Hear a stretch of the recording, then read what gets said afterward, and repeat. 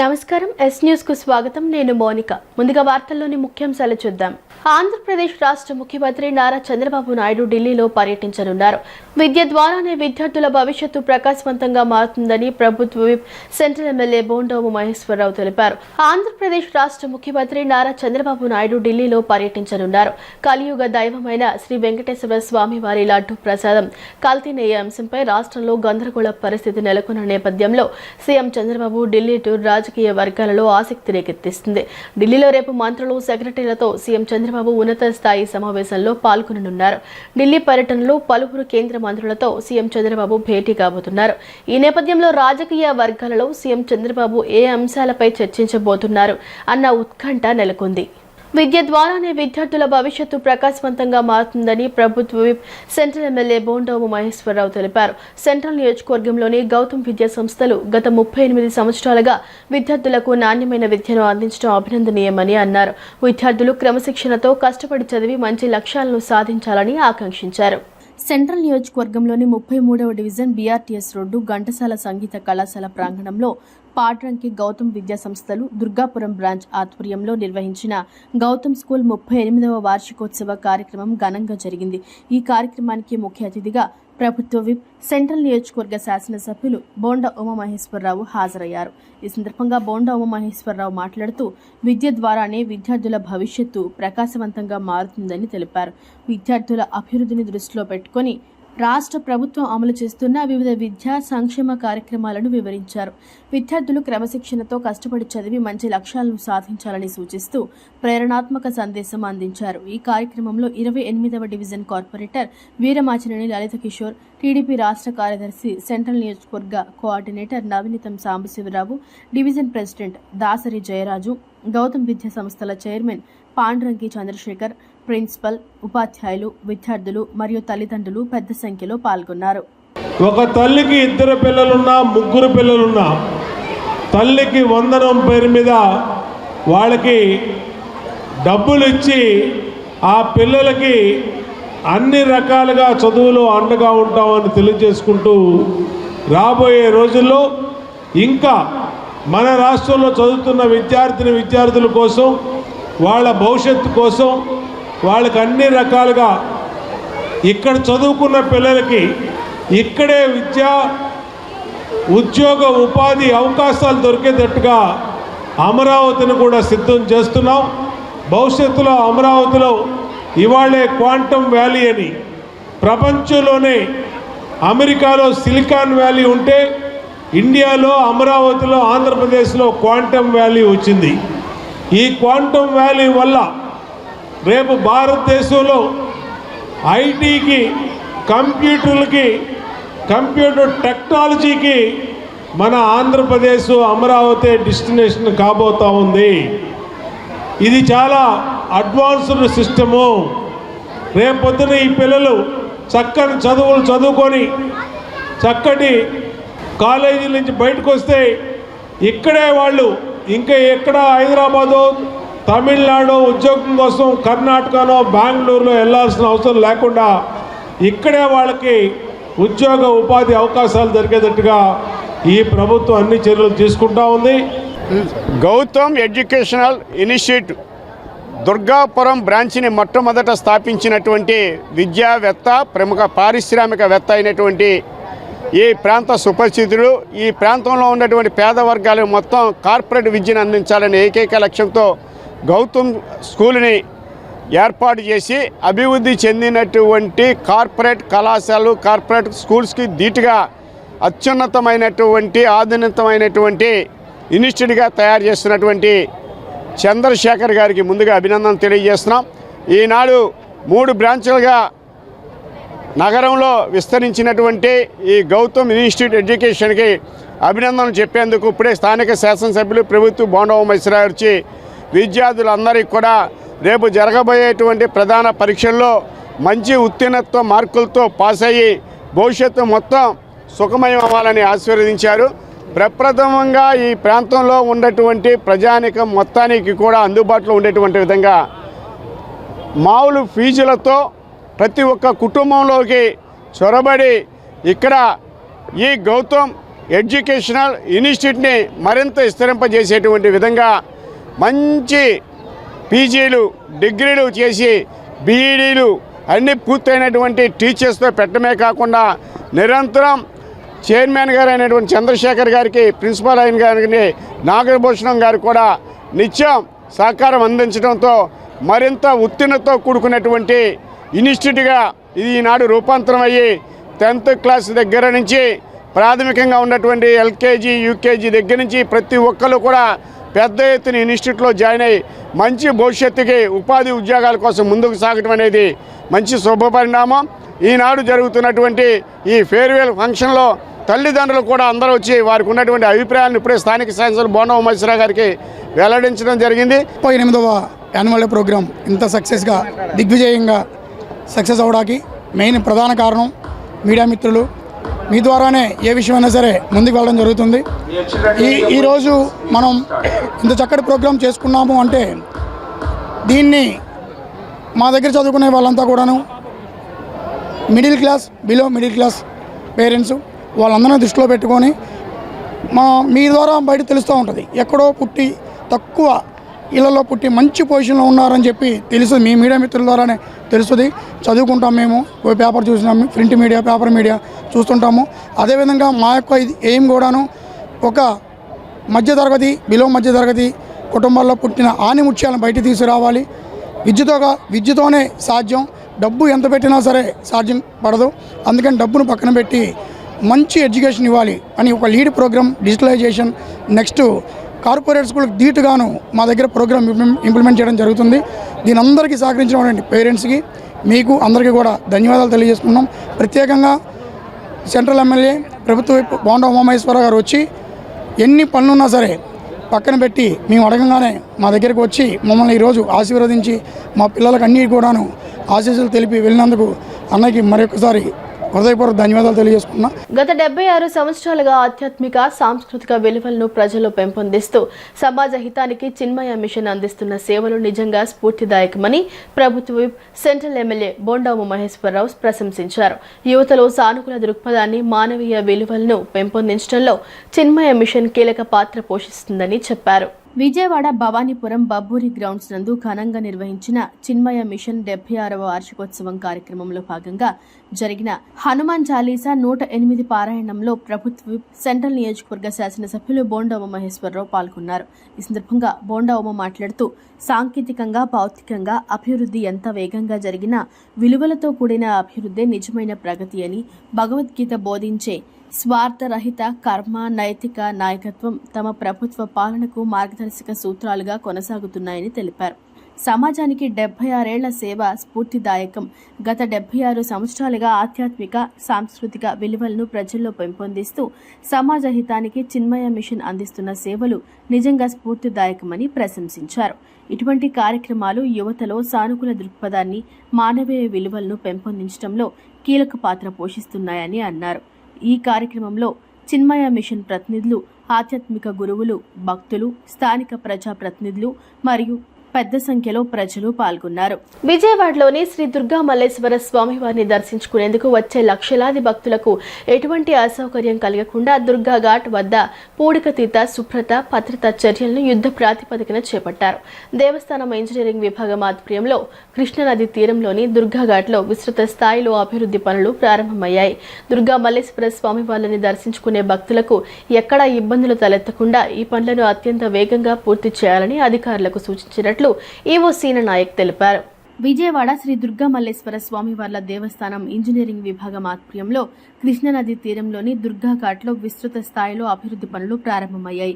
కృష్ణమ్మ చెంత పవిత్ర స్నానాలు ఆచరించే భక్తులు సురక్షితంగా సౌకర్యంగా స్నానాలు చేసుకునేలా ప్రత్యేక ఏర్పాట్లు చేశారు. ఘాట్ మెట్లపై పేరుకుపోయిన సిల్ట్ బురదను పూర్తిగా తొలగించి ఘాట్ను శుభ్రంగా మార్చారు. జారుడు ప్రమాదాలు నివారించేందుకు ఉపరితలాన్ని సురక్షితంగా తీర్చిదిద్దారు. నదీ ప్రవాహం అధికంగా ఉండే ప్రాంతాల్లో భక్తుల భద్రత దృష్ట్యా కొత్తగా సేఫ్టీ గ్రిల్స్, భద్రతా కంచెలు ఏర్పాటు చేశారు. భక్తుల రద్దీని దృష్టిలో ఉంచుకుని ఘాట్ పరిసరాల్లో పారిశుద్ధ్య పనులను నిరంతరం పర్యవేక్షించాలని ఇంజనీరింగ్, శానిటేషన్ సిబ్బందికి ఈవో ఆదేశాలు జారీ చేశారు.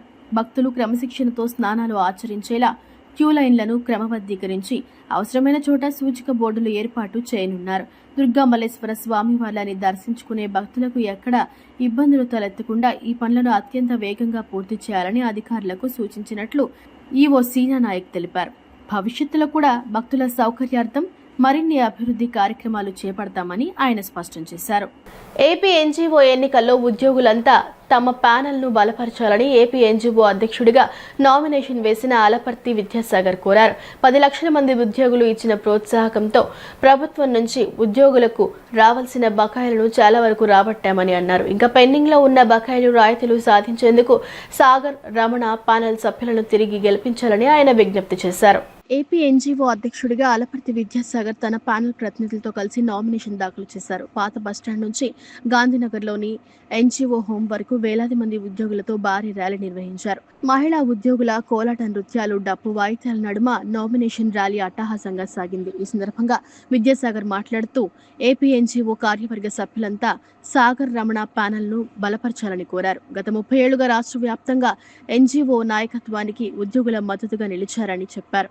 ఉద్యమ ప్రస్థానంలో తనను ముందుండి నడిపించారని అన్నారు. ప్రభుత్వం నుంచి 13,000 కోట్ల రూపాయలకు పైగా బకాయిలు రాబట్టగలిగామన్నారు. మహిళా ఉద్యోగులకు చైల్డ్ కేర్ లీవ్ ఇప్పించామని, DA, GPS, APGLI, group insurance, medical reimburse వంటి ఎన్నో సాధించుకోగలిగామని అన్నారు. పెన్షనర్లకు additional quantum of pension, contract employees reservation, వేతన సవరణ, ఐఆర్ వంటి వాటిపై కూడా ప్రభుత్వంతో చర్చించి ఒక్కొక్కటి క్లియర్ చేసుకుంటూ వస్తున్నామని తెలిపారు. మరోసారి ఉద్యోగులంతా సాగర్ రమణ ప్యానెల్ని ఆదరించి తిరిగి ఎన్నుకోవాలని విజ్ఞప్తి చేశారు.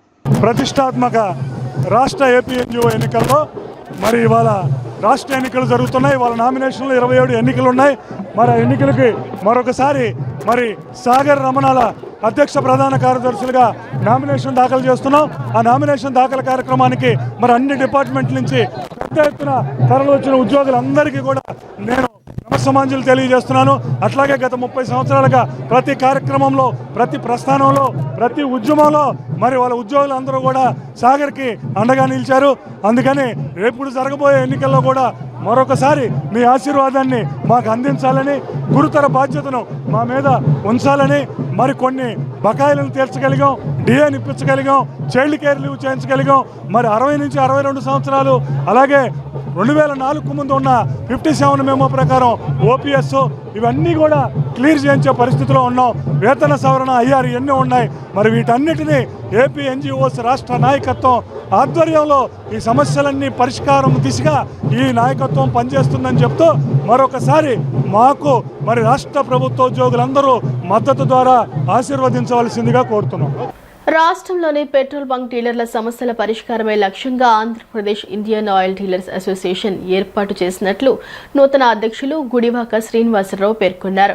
చమురు సంస్థలు అగ్రిమెంట్కు విరుద్ధంగా వీసాట్, మెయింటెనెన్స్ వంటి ఖర్చులను డీలర్ల ఖాతాల నుండి అక్రమంగా కట్ చేస్తున్నాయని, ఇలా దాదాపు 750 కోట్లు వసూలు చేశారని ఆరోపించారు. ఈ సమస్యలపై ప్రధాని మోదీని కలిసి విన్నవిస్తామని, అవసరమైతే ఢిల్లీలో ధర్నా చేపడతామని ఆయన హెచ్చరించారు. పోరంకిలోని SNV కన్వెన్షన్లో Andhra Pradesh Indian oil dealers association వ్యవస్థాపక దినోత్సవం మరియు రాష్ట్ర స్థాయి నూతన కార్యవర్గ ఎన్నిక ఘనంగా నిర్వహించారు.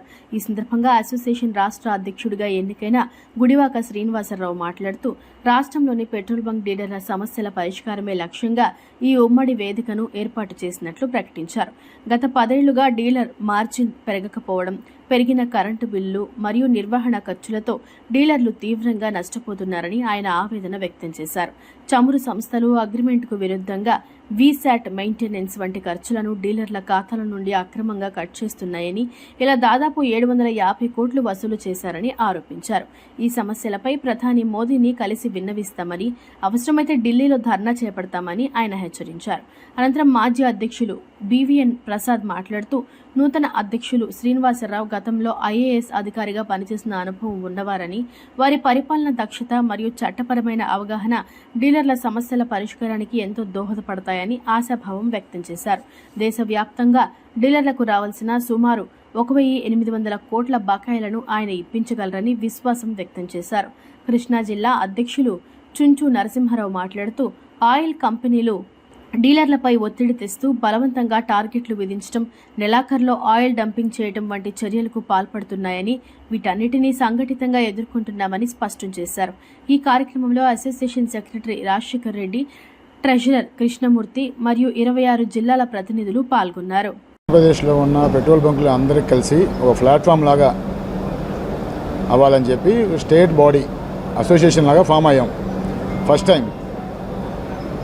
సో ఆ బాడీ జనరల్ బాడీ ఎలక్షన్స్లో ఇవాళ నన్ను ప్రెసిడెంట్గా ఎన్నుకోవడం అయింది.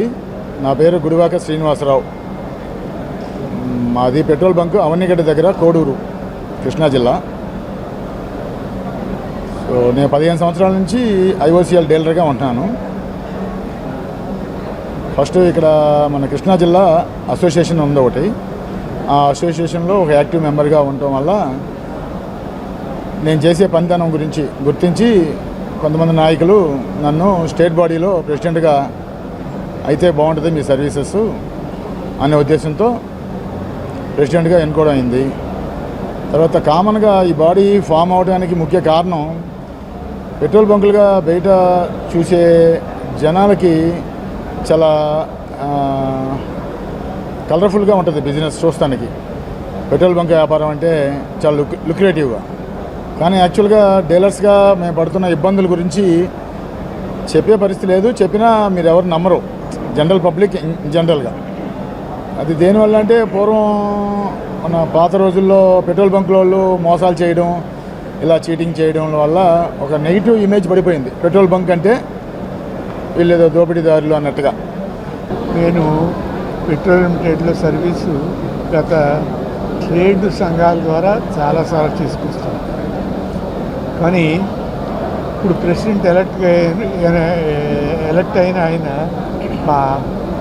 మా అందరికీ నమ్మకంగా ఆయన చేస్తున్న పనులు ఇప్పటికే చేశారు. బోర్డు ఆయన చెప్పడం కూడా జరిగింది. 1000 కోట్లలో 100 కోట్లలో మాకు ఇవ్వాల్సి వస్తుంది 3 కంపెనీలు అనేది కూడా ఇప్పించే స్థితి కూడా ఉంది.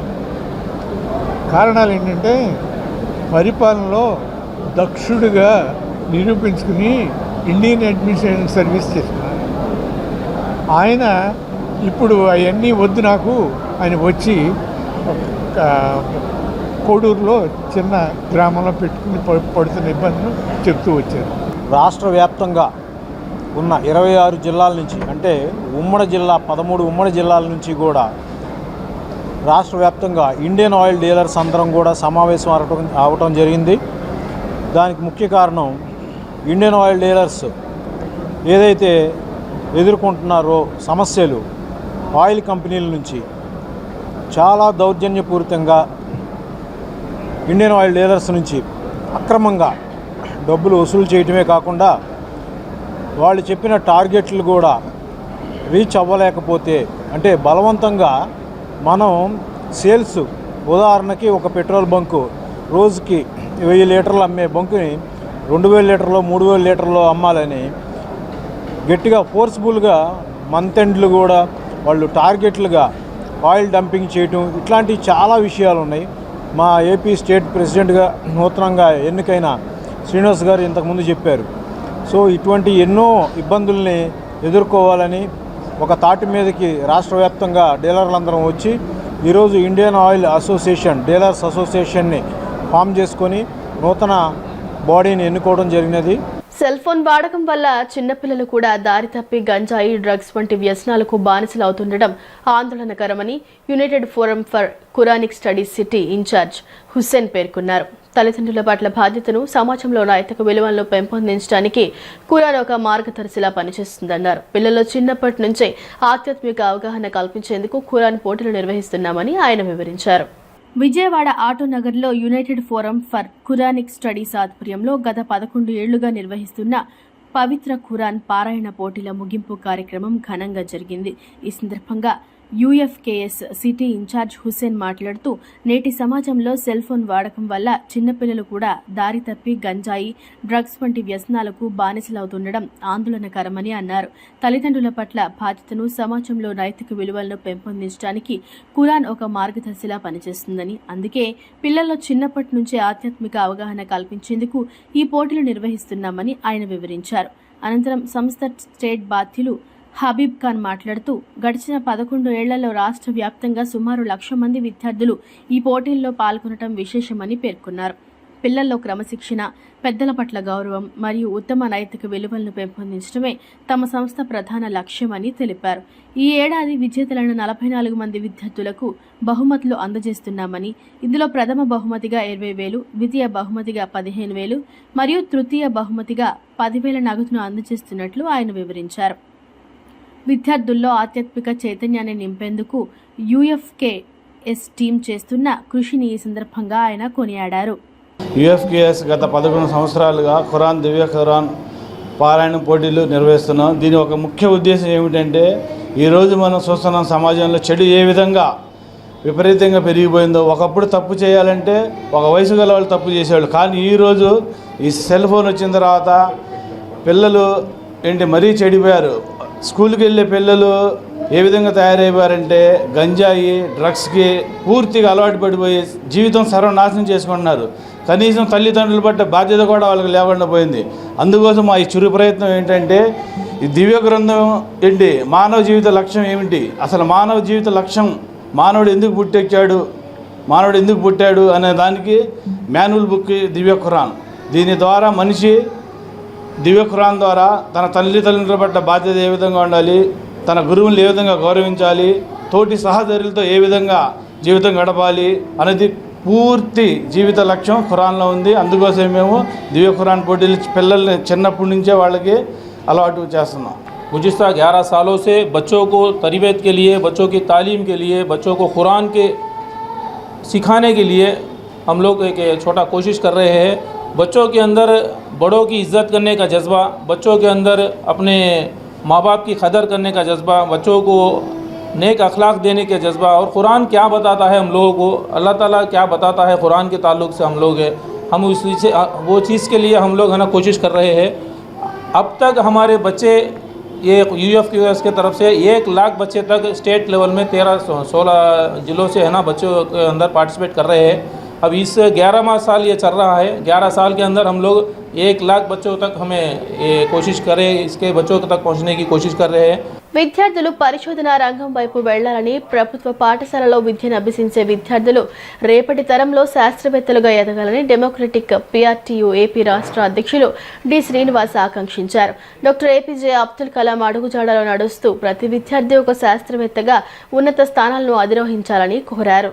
నగరంలో PRTU కార్యాలయం నందు 54వ ఆవిర్భావ దినోత్సవ వేడుకలు ఘనంగా జరిగాయి. ఈ సందర్భంగా డెమోక్రటిక్ PRTU ఏపీ రాష్ట్ర అధ్యక్షులు డి శ్రీనివాస్ మాట్లాడుతూ, విజయవాడ నగరంలోని PRTU రాష్ట్ర కార్యాలయం నందు PRTU ఆవిర్భావ దినోత్సవ వేడుకలు జరుపుకోవడం సంతోషంగా ఉందన్నారు.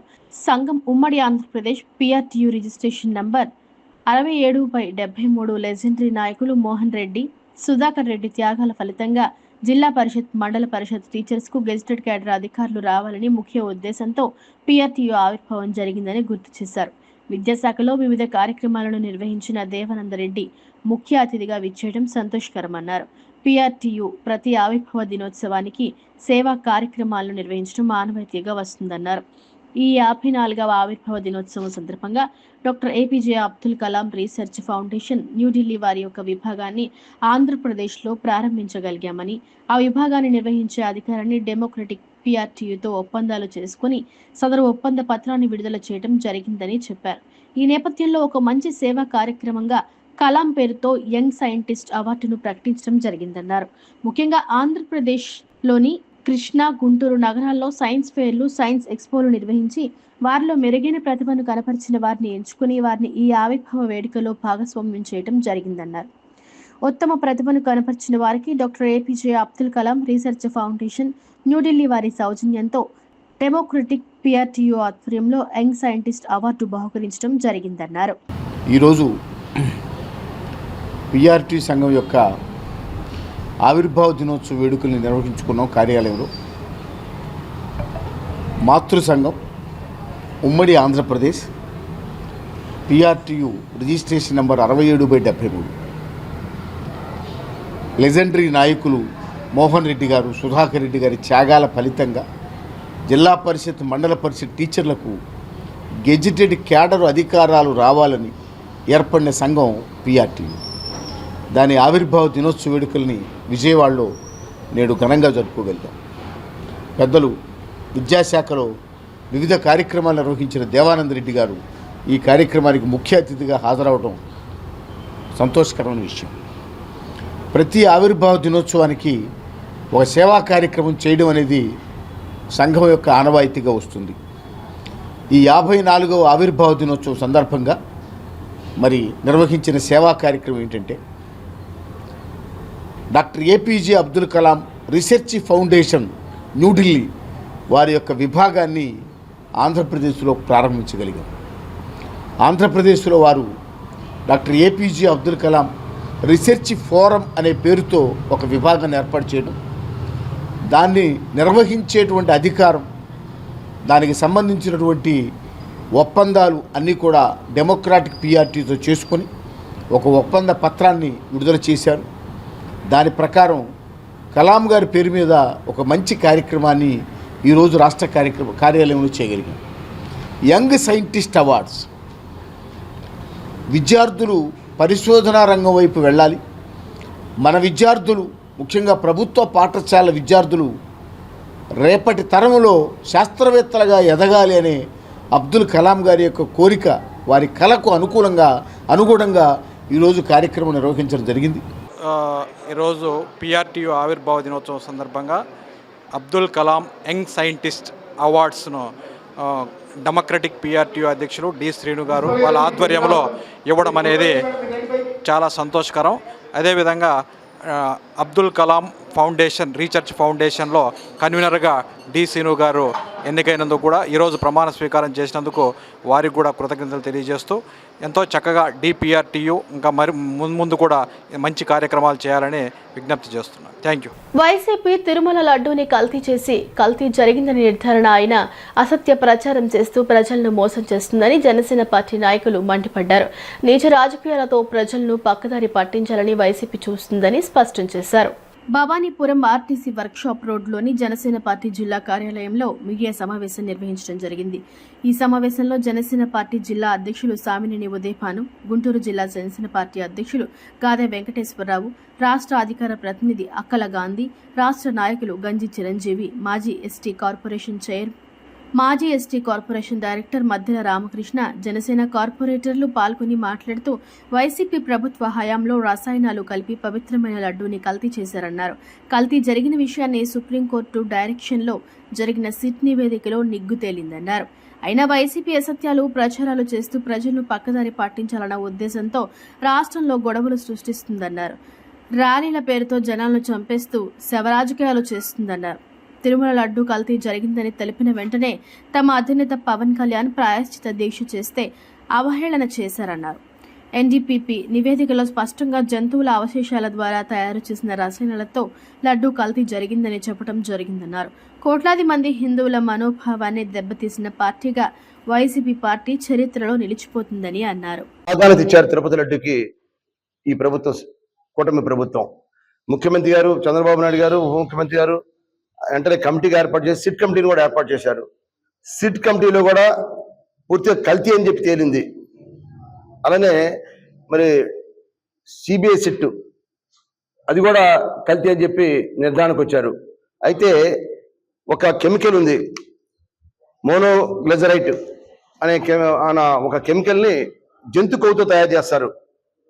ఆ మోనోగ్లిజరైట్ని కొన్ని రసాయనాలు కలిపి మంచి స్మెల్ రావాలి, లడ్డూకి స్మెల్ రావాలి కాబట్టి దానికి ఒక రసాయనం, ఇలా రకరకాల కెమికల్స్ కూడా కలిపి పవిత్రమైన లడ్డూని అపవిత్రం చేసింది గత ప్రభుత్వం.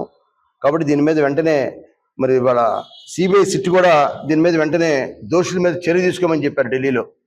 పార్టీల మీద మీరు ఎటువంటి ఆరోపణలు చేయడానికి, ఈ ప్రభుత్వం మీద ఎటువంటి ఆరోపణలు చేయడానికి మీ దగ్గర ఎటువంటి ఛాన్స్ లేదు. మీరు చేసిన తప్పులకి శిక్ష అనుభవిస్తున్నారు.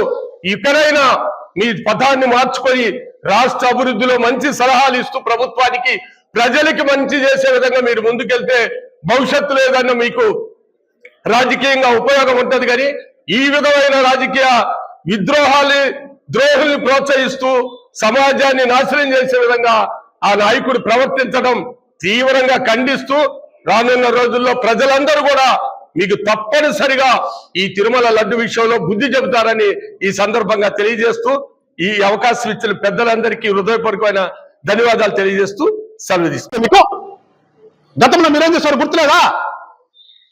పేదలకి పెత్తందారులకు అని చెప్పేసి మా పవన్ కళ్యాణ్ గారిని కించపరుస్తూ ఏదో బోయవాడు మోసినట్టుగా పల్లకి మోపించే ఫోటోలు పెట్టుకుని రాష్ట్ర వ్యాప్తంగా మెయిన్ కూడల్లో మీరు కట్టలేదు. మీరు ఆ రోజున మమ్మల్ని ఏమన్నా నిరసన తెలపడానికైనా రోడ్డు మీద రానిచ్చారు మీరు? ఆ రోజున మీకు కావాల్సిన రోజులు అన్ని సార్లు ఉంచుకుని దానికి తోడు 3 రాజధానులు అనే ప్రాంతంలో 3 రాజధానులు లేపి అక్కడ దిష్టి బొమ్మలు పెట్టి ఆ దిష్టి బొమ్మలకి మా నాయకుల యొక్క ఫోటోలు ఎత్తికిచ్చి వాళ్ళు కించపరిచే విధంగా చెప్పుల దండలేసి అంతటి తాగావా? సిద్ధం సభల్లో ఏం చేశావు? సిద్ధం సభల్లో బెలూన్లు పెట్టి గాలి బొమ్మలు పెట్టి ఆ బొమ్మల మీద మా నాయకుల యొక్క ఫోటోలు ఎత్తికించి వాటితో మీ యొక్క కార్యకర్తలతో చెప్పులతో కొట్టించి బుద్ధిచ్చి సునకానందం ముందర మీరు ఇవాళ వచ్చి మేమేదో ఫ్లెక్సీలు పెట్టాము, ప్రజాస్వామ్యం అపహాస్యం చేస్తున్నాము అని చెప్పేటటువంటి పెద్ద మనుషులందరూ ఒకసారి గుర్తించుకోండి. గతంలో మీరు చేసినటువంటి పాపాలన్నీ ఎంత ఆడుతున్నాయి తప్పితే మేమేమి మీ మీద కొత్తగా ఇవాళ క్రియేట్ చేయాల్సిన అవసరం కూడా మాకు లేదు. వార్తలు ముగించే ముందు ముఖ్యాంశాలు మరోసారి. ఆంధ్రప్రదేశ్ రాష్ట్ర ముఖ్యమంత్రి నారా చంద్రబాబు నాయుడు ఢిల్లీలో పర్యటించనున్నారు. విద్య ద్వారానే విద్యార్థుల భవిష్యత్తు ప్రకాశవంతంగా మారుతుందని ప్రభుత్వ విప్ సెంట్రల్ ఎమ్మెల్యే బోండోము మహేశ్వరరావు తెలిపారు. ఈ వార్త ఇంతటితో సమాప్తం. మరో బులెటిన్తో మళ్ళీ కలుసుకుందాం. అంతవరకు సెలవు. నమస్కారం.